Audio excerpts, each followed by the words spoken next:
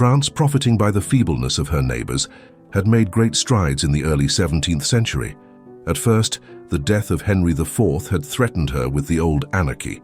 Louis XIII, Henry's son, was but a child.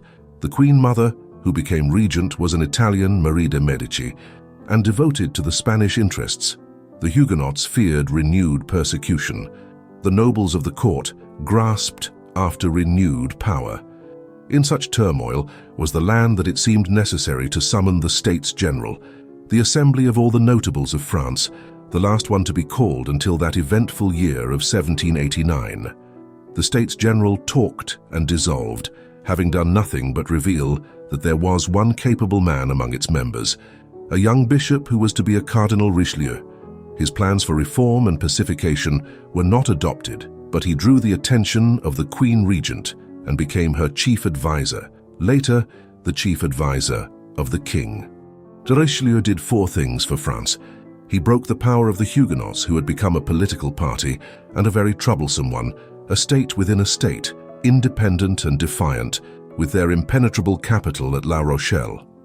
After one of the most remarkable sieges of history, Richelieu captured La Rochelle, crushed the resistance of the Huguenots by repeated defeats elsewhere, and then granted them complete religious freedom. It is one of the epochs of the world, the beginning of toleration not through force but through free will. A Catholic and a cardinal, having complete power to force these Protestants to his will, bids them worship as they choose, asking only that they become patriotic Frenchmen. Next, Richelieu humbled the great nobles of France, hanging them when they disobeyed his laws. Next, by his part in the 30 Years' War, he won territory from both Germany and Spain. He was by no means the first Catholic ruler thus to seek Protestant allies. Francis and Henry II had both done so in France. In Germany, Charles V had sent a Lutheran army against the Pope. But it was Richelieu's successful adherence to this plan that positively and finally relegated religion to a minor place in statecraft, and made nationality, political supremacy, what some have called vainglory, the foremost impulse. Last not least in Richelieu's brilliant career is to be noted that he revived literature in France. He created the French Academy, the 40 immortals in whose successors Paris still takes pride today.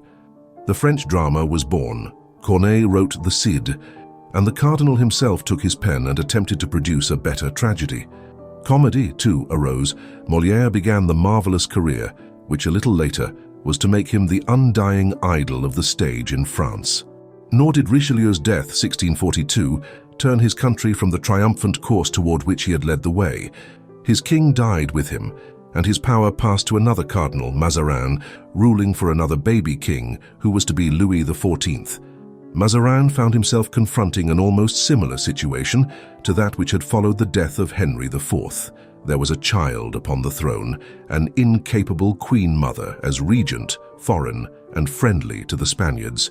The nobles grasped after power, Paris grumbled under taxation. Mazarin had even to face a feeble, frivolous civil war against himself, the Fronde.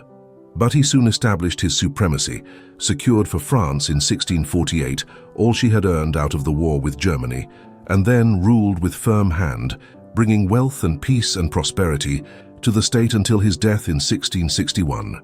Richelieu and Mazarin made possible that most spectacular period of all French history, which immediately followed under Louis XIV.